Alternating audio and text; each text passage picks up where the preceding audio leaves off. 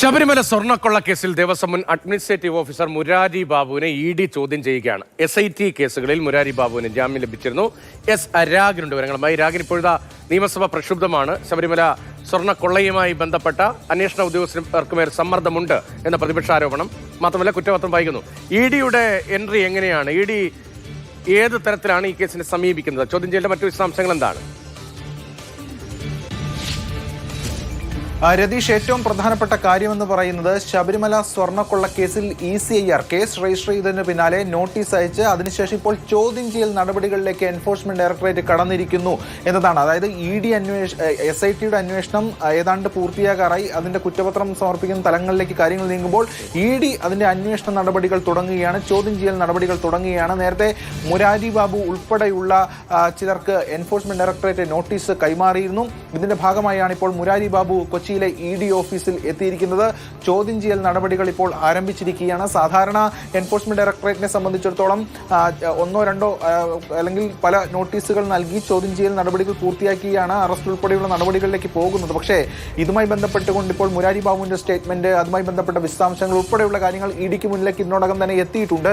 മാത്രമല്ല ഈ കേസുമായി ബന്ധപ്പെട്ട് ആദ്യഘട്ടത്തിൽ തന്നെ വിപുലമായ ഒരു അന്വേഷണം ED നടത്തി കഴിഞ്ഞിരിക്കുകയാണ് ഓൾറെഡി. അതുകൊണ്ട് തന്നെ ഇതിൽ വേഗത്തിൽ തന്നെ അറസ്റ്റിലേക്ക് പോകുമോ എന്നടക്കമുള്ള കാര്യങ്ങളും കാത്തിരുന്ന് കാണേണ്ടതാണ്.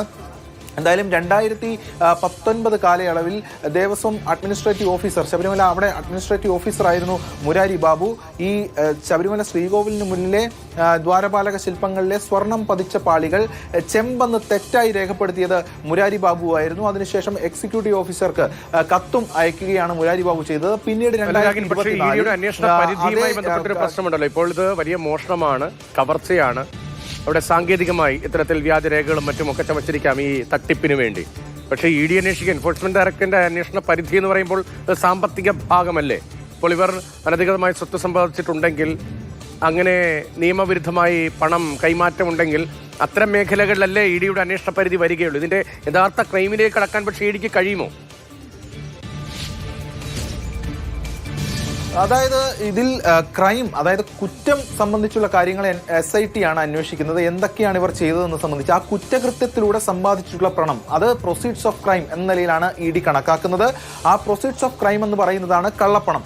ആ വിഷയത്തിലാണ് ED അന്വേഷണം നടത്തുന്നത്. അപ്പോൾ ഈ ഇന്ന ആളുകളൊക്കെ തന്നെ എന്തുകൊണ്ട് കുറ്റം ചെയ്തു, ആ കുറ്റം ചെയ്തതിൽ നിന്ന് അവർക്ക് എന്താണ് ലാഭം, അല്ലെങ്കിൽ എന്താണ് അവർക്ക് അന്യായമായി കിട്ടിയിരിക്കുന്നത്, അത് പോയ വഴി ഏതൊക്കെ, ഇതാണ് രതീഷ് സൂചിപ്പിച്ചതുപോലെ ED പ്രധാനമായും അന്വേഷിക്കുക. EDയുടെ പ്രാഥമിക നിഗമനം അനുസരിച്ച് ഇത്തരം ആളുകളിലേക്കൊക്കെ തന്നെ പണം എത്തിയിട്ടുണ്ട്. ഇവർ ഇത്തരം കാര്യങ്ങൾ ചെയ്യുന്നതിന്റെ ഭാഗമായിട്ടാണ് ഈ ദേവസ്വം മുൻ ഓഫീസർമാരാണെങ്കിലും അല്ലെങ്കിൽ അന്നത്തെ കാലത്തെ ഓഫീസർമാരാണെങ്കിലും ഉണ്ണികൃഷ്ണൻ പോറ്റിയാണെങ്കിലും ഇതുമായി ബന്ധപ്പെട്ട ആളുകളൊക്കെ തന്നെയാണെങ്കിലും ഈ ക്രൈമിൽ ഏർപ്പെട്ടിരിക്കുന്നത് എന്നതാണ് ഈ EDക്ക് പ്രാഥമികമായി നിഗമനമായി വന്നിരിക്കുന്നത്. നേരത്തെ ഉണ്ണികൃഷ്ണൻ പോറ്റിയുടെ 1.3 കോടി രൂപ മൂല്യം വരുന്ന സ്വത്തുവകകൾ ED ഫ്രീസ് ചെയ്യുകയും ഒക്കെ ചെയ്തിരുന്നു. അപ്പോൾ മുരാരി ബാബുവിലേക്ക് അടക്കം കാര്യങ്ങൾ എത്തുമ്പോൾ മുരാരി ബാബുവിന് ഉൾപ്പെടെ ഇത്തരത്തിൽ കുറ്റകൃത്യത്തിലൂടെ പണം കിട്ടിയിട്ടുണ്ട് എന്ന നിഗമനം EDക്കുണ്ട്. ആ നിഗമനം EDക്ക് സ്ഥിരീകരിക്കേണ്ടതായിട്ടുണ്ട്. അങ്ങനെ സ്ഥിരീകരിച്ചാൽ അറസ്റ്റ് ഉൾപ്പെടെയുള്ള നടപടികളിലേക്ക് പോകും. എന്തായാലും സ്വത്തുവകകൾ ഉൾപ്പെടെയുള്ള ഫ്രീസ് ചെയ്യുന്ന നടപടികളിലേക്കും ED കടക്കും എന്നതാണ് വ്യക്തമാകുന്നത്. ഇതിപ്പോൾ മുരാരി ബാബുവിന് മാത്രമല്ല മറ്റു ചിലർ കൂടി ED നേരത്തെ നോട്ടീസ് നൽകിയിരുന്നു. നമുക്ക് ലഭ്യമാകുന്ന വിവരങ്ങളനുസരിച്ച് സ്മാർട്ട് ക്രിയേഷൻസ് ഉൾപ്പെടെ അവർക്ക് പലർക്കും നോട്ടീസ് കൈമാറിയിരുന്നു. ഏകദേശം അന്ന് അവിടെ നിന്ന് സ്വർണവും സ്മാർട്ട് ക്രിയേഷൻസിൽ നിന്ന് പിടിച്ചിരുന്നു. അതിന്റെ ഉറവിടം ഉൾപ്പെടെയുള്ള കാര്യങ്ങൾ കണ്ടെത്തുകയും വേണം. എന്തായാലും സുപ്രധാന നടപടികളിലേക്ക് എൻഫോഴ്സ്മെന്റ് ഡയറക്ടറേറ്റ് കടക്കുന്നു എന്നതാണ് ഈ കേസുമായി ബന്ധപ്പെട്ട ഏറ്റവും പ്രധാനപ്പെട്ട കാര്യം. നേരത്തെ ആദ്യ കേസിൽ സ്വർണ്ണക്കൊള്ള കേസ് എത്തുകയാണ്. EDയുടെ ഇടപെടലാണ് ഇപ്പോൾ ഉണ്ടാകുന്നത്. സ്വർണ്ണക്കൊള്ള കേസിൽ ദേവസ്വം ബോർഡിന്റെ മുൻ അഡ്മിനിസ്ട്രേറ്റീവ് ഓഫീസറായിരുന്ന മുരാരി ബാബുവിനെയാണ് ED ഇപ്പോൾ ചോദ്യം ചെയ്യുന്നത്. SIT കേസുകളിൽ മുരാരി ബാബുവിന് ജാമ്യം ലഭിച്ചിരുന്നു. അതിന് പിന്നാലെയാണ് ഇപ്പോൾ ED ചോദ്യം ചെയ്യുന്നത്. രാഗിനാണ് കൊച്ചിയിൽ നിന്ന് ആ വിവരങ്ങൾ നൽകിയത്.